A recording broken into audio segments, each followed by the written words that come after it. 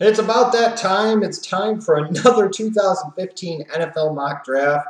And by the time this will be uploaded, the Thanksgiving Day games will already have happened. But keep in mind, this is based off of post-week 12. So I'm not factoring in any week 13 games into the records or anything like that here. If you have questions about the team's draft order, tiebreakers I used were just a point differential this time. I didn't want to go through and look at all strength of schedule and crap. Your team's in a certain spot for a specific reason. They've earned the spot wherever the hell I've got them drafting at this point in time. So with that said, let me talk about it. It's a 2-round edition this time. I got a little lazy. I was doing this Thanksgiving morning, so I didn't want to do the 3rd round. I just didn't feel like it. Didn't have the time. I had other things to do on my holiday. Some of the things that stand out here. Now with Oakland with their first win of the year, that moves up Jacksonville technically to the #1 overall spot based off of Oakland's superior strength of schedule. So in this case, I think Jacksonville find themselves in a bad spot.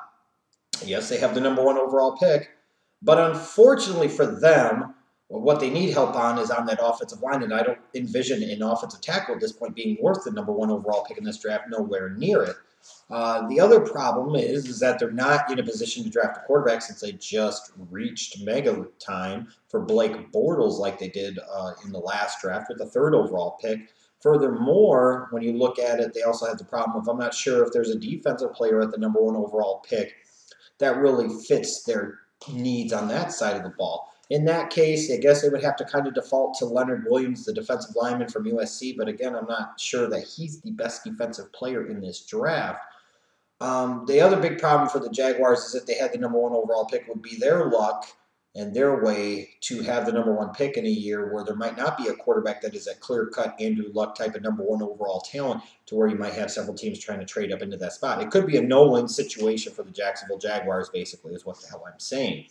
Oakland Raiders at #2, I could definitely make a big advocacy for them drafting Amari Cooper if they firmly want to stay behind Derek Carr.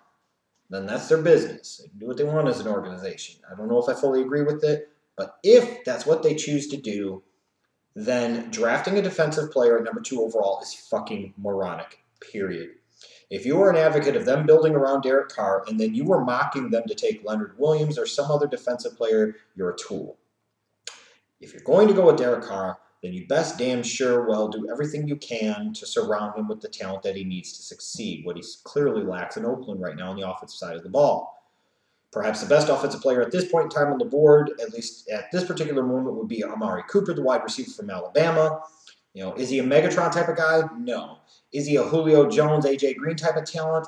I'm not quite sold on that all the way. But is he a legit #1 NFL wide receiver type of talent? Yes, he is. And as a result, that to him makes me in today's NFL believe that he is worth a #2 overall pick for a team like the Oakland Raiders. If you want Derek Carr to succeed, if you want Derek Carr to be that guy, then you best damn again, sure and well, give him all the help you can give him. That's why I had them taking Amari Cooper at #2.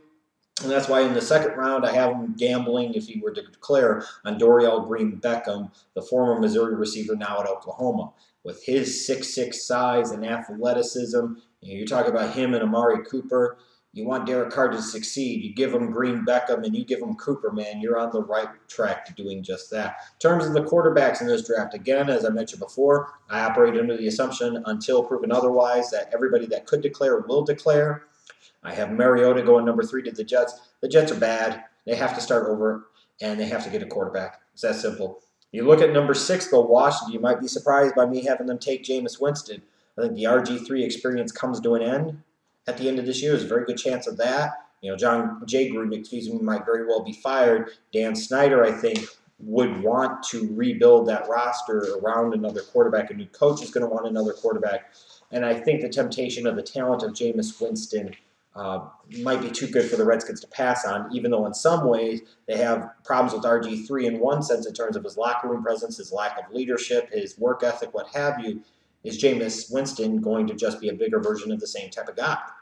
Could be. But he could also be a better version of Cam Newton and be a real franchise changer for the Washington Redskins, something that they've sorely lacked for many years. You'll notice I've also got the Giants taking Connor Cook at #7. If Cook ends up going into the draft, I think he's a guy that as time goes along in the draft process, he'll wow people in the interviews, he'll work out well, People will look at his size and athleticism, and he will shoot up draft boards. I'm not saying that that's a great thing or that's the right thing, because a guy who struggles to complete 60% of his passes at the college level leads me to believe there's going to be some concerns with his accuracy at the NFL level. But with that said, I'm just looking again at guys that I could see rising as the process goes along, and I think Connor Cook is one of them. When you look at other things that really stand out perhaps on my board, you'll notice I've got 3 wide receivers in the top 14. This wide receiver class is not nearly as good as the one from 2014.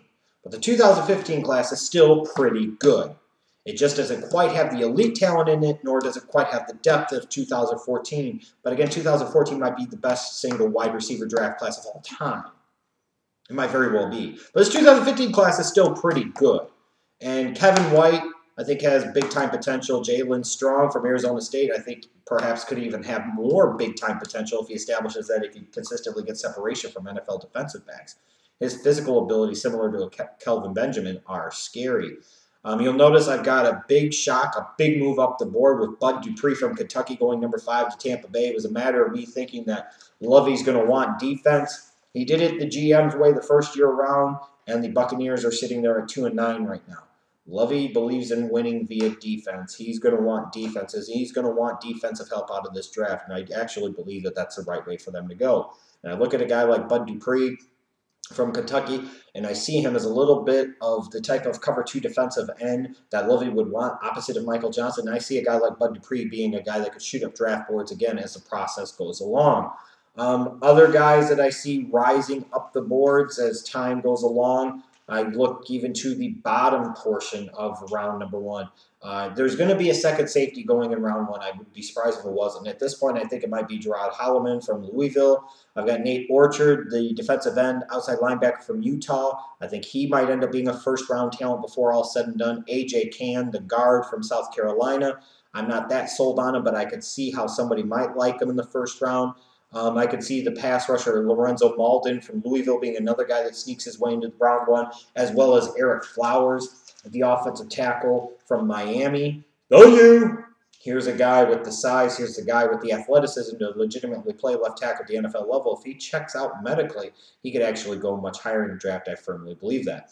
But in terms of any other things that really stand out to me here, again, this is a really good draft in terms of pass rushers. Part of the problem, though, is that not every team runs a 3-4, and some of the teams that do run a 3-4 don't have a lot of need at outside linebacker. Some of the ones that do could draft one, like Tennessee might, but then some of those other teams could pass up on them. And then you also notice I've got somebody like Randy Gregory dropping. I'm just not that wild with him yet, and I keep talking about it. I haven't been as impressed with him as maybe I should be, or maybe other people are just wrong about it. But I look at him and I see guys that I think will work out better come combine time during the draft workout process, and you guys know, whether it's right or not, that shit matters, and as a result, guys like Shane Ray and Bud Dupree and Dante Fowler will all go above Randy Gregory, if I had to guess right here, right now. But anyways, you can look at my 2-round mock draft down below in the description box. Let me know what you think. Let me know how much better yours will be and all that other skip-de-skip whoop-de-boo bullshit. I'll be back next week with another 2015 NFL mock draft. Bye-bye.